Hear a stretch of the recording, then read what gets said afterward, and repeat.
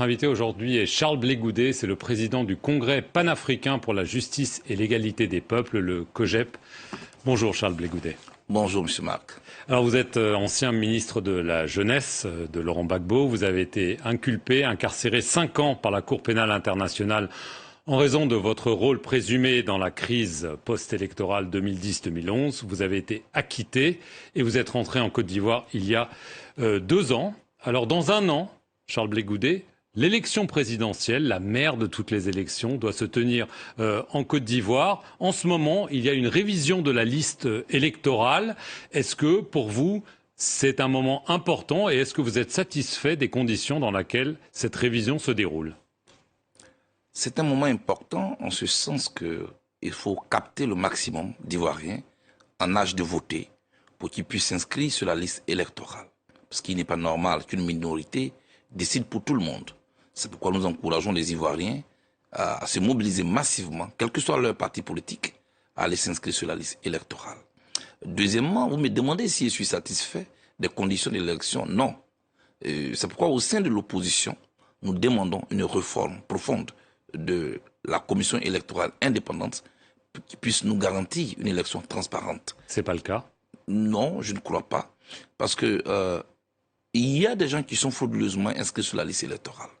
Et les preuves existent. Deuxièmement,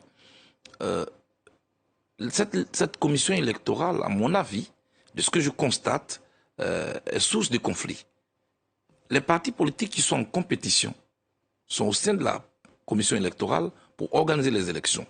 Nous proposons qu'il faut les sortir et confier l'organisation des élections à des gens qui sont neutres, à des gens qui sont des techniciens. Ce qui pourrait mettre en confiance tous ceux qui veulent aller en compétition pour diriger la Côte d'Ivoire. Pour ne plus que jamais, l'élection fasse peur. Alors, il y a quelques personnes importantes qui ne sont pas sur ces listes électorales. Il y a votre ancien mentor, Laurent Gbagbo, il y a vous-même, il y a Guillaume Soro, en raison de condamnation en justice. Dans votre cas, il y a toujours au-dessus de votre tête une peine de 20 ans de prison pour les faits dont on parlait de 2010-2011, pour lesquels la CPI vous a acquitté. Ça veut dire que, comme vous n'êtes ni gracié ni amnistié, vous ne pouvez pas être candidat à l'élection présidentielle. Vous venez de dire vous-même tout de suite que j'ai été conduit devant la Cour pénale internationale pour que ma responsabilité dans la crise post-électorale en Côte d'Ivoire soit située. Elle a été définitivement située. J'ai été acquitté en première instance. Ensuite, mon acquittement a été confirmé par la Chambre d'appel de la Cour pénale internationale. Est-ce que c'est normal que pour ces mêmes faits, je sois encore condamné? Que fait-on du principe du droit ne bis idem? Je ne peux pas être condamné, ni poursuivi, ni puni pour les mêmes faits pour lesquels j'ai été déjà jugé. Aucun tribunal dans ce monde ne peut encore me juger. Je demande qu'on ouvre le jeu politique. Parce que je veux diriger mon pays un jour. Je veux participer au jeu politique un jour. Je demande qu'on puisse mettre en place un état de droit. Qu'on ne joue pas avec les règles. C'est pourquoi je lance encore cet appel au président de la République pour lui demander de faire un geste pour qu'il puisse décrisper l'atmosphère, pour que tous ceux qui veulent, qui se sentent capables d'apporter quelque chose aux Ivoiriens, puissent aller dans la compétition. Et c'est mon cas. Vous demandez une grâce et une amnistie à la Je demande une amnistie. Nous étions 4 à avoir fait l'objet d'un mandat d'arrêt devant la Cour pénale internationale. 4 pour Gbagbo. Le président Gbagbo lui-même, il a été gracié. L'ex-première dame Simone Gbagbo, elle a été amnistiée. Le général de Boblé, il a été gracié, sauf moi. Je trouve cela curieux. C'est pourquoi que je demande qu'on ne me traite pas de manière particulière. Il faut donc une loi d'amnistie pour tourner définitivement la page. Et ce sera à l'actif de l'actuel chef de l'État. Avant. Pourquoi il ne le fait pas? C'est pas la première fois que vous l'interpellez. Il a son agenda. Et je ne mets pas la pression au chef de l'État. C'est un appel que je lui lance. Et je dis que ce sera tout à son actif. Pourquoi il ne le fait pas? Je ne saurais le dire. Alors, Laurent Gbagbo, lui, a été gracié, mais il n'est pas amnistié, donc il ne peut pas se présenter, mais il a d'ores et déjà déclaré sa candidature au mois de mai. Vous, quelques jours plus tard, devant vos militants à Yamoussoukro, vous avez déclaré que 2025 ne se passera pas sans nous, je suis prêt pour gouverner la Côte d'Ivoire. Mais il y a quand même une chose qui manque, Charles Blé Goudet. Il y a des déclarations d'intention, mais il n'y a pas de déclaration de candidature. Est-ce que vous allez être, oui ou non, candidat en 2025? Il semble que vous esquiviez la question. Non du tout. Alors 10 jours avant alors. 10 jours avant les élections au Sénégal, l'actuel Premier ministre Ousmane Sonko était un prisonnier. L'actuel président du Sénégal, M. Diomaye Faye, était un prisonnier. 10 jours après, l'un s'est retrouvé à la primature, l'autre à la présidence de la République. Mais ils ont Je ne été suis pas candidats. pressé, mais je suis déterminé. Vous allez être candidat? C'est mon intention. Je n'ai jamais caché mon ambition pour diriger la Côte d'Ivoire. Quand allez-vous déclarer cette candidature? Lors d'une convention que mon parti va organiser. Déjà le 23 novembre 2024 prochain, nous nous retrouvons à Gagnois pour célébrer les deux ans de mon retour. À cette occasion, la date de la convention du COJEP sera connue. Et c'est au cours de cette convention que nous allons désigner celui qui va porter les couleurs du COJEP. Mais... Je souhaite que ce soit moi. Donc vous allez être candidat à l'élection présidentielle. Une autre candidature qui n'a pas été annoncée, c'est celle de l'actuel chef de l'État, Alassane Ouattara. Est-ce que vous pensez qu'il va être candidat pour le ARHDP? Je n'ai pas à penser. C'est lieutenant lui demande d'être candidat. Il n'a pas encore dit oui, il n'a pas encore dit non. Est-ce qu'il a le droit d'ailleurs? Mais je laisse chacun face à ses responsabilités. Mais est-ce qu'il n'est pas temps finalement de passer à la génération d'après? Il l'avait même lui-même laissé entendre. Laurent Gbagbo, Alassane Ouattara, c'est peut-être... Au-delà du président Ouattara, moi j'ai toujours jugé qu'il faut tourner la page de nos aînés. Il faut qu'ils acceptent de passer la main. Mais ce n'est pour pas ne le pas cas. priver la Côte d'Ivoire de ce qu'elle a comme atout. C'est-à-dire la jeunesse qui a de la vigueur, qui a des choses nouvelles à proposer, qui peut faire la compétition avec le reste du monde. Nelson Mandela a fait 4 ans au pouvoir. 1, 2, 3, 4. Quand on parle de l'histoire de l'Afrique du Sud, elle se confond avec Nelson Mandela. Pas par la longévité de son pouvoir, mais par le fait que son passage au pouvoir a été bref. Et il est rentré dans l'histoire. Moi, je souhaite que nos aînés acceptent que nous sommes à la fin d'un cycle. Mais c'est à eux de voir.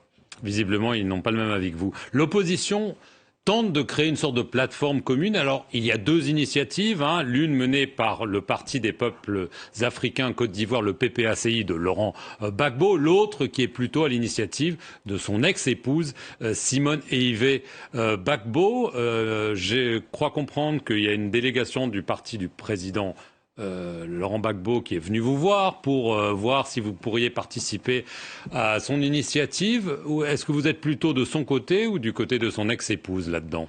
Non, je suis de mon côté moi-même et du côté de la Côte d'Ivoire.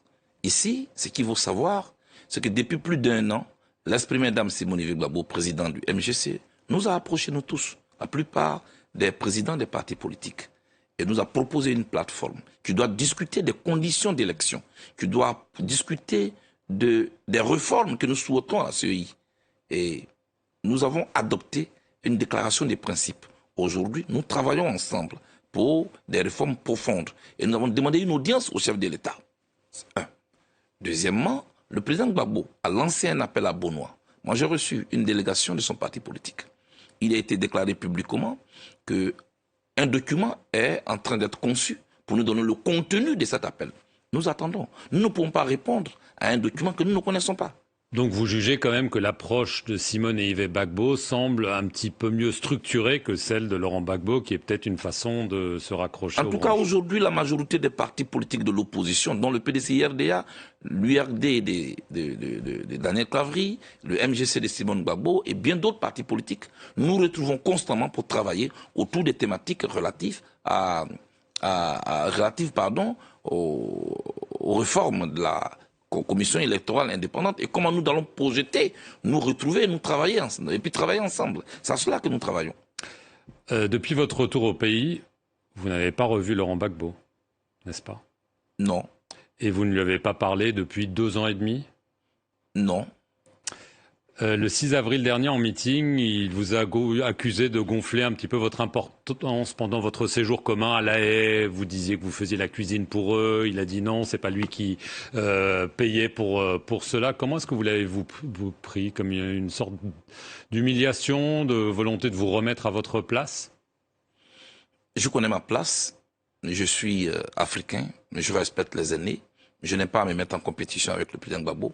J'ai un projet pour les Ivoiriens, sur lequel mes camarades et moi, nous travaillons. Fait un choix pour un parti politique et s'assumer n'est pas une cessation de collaboration en principe.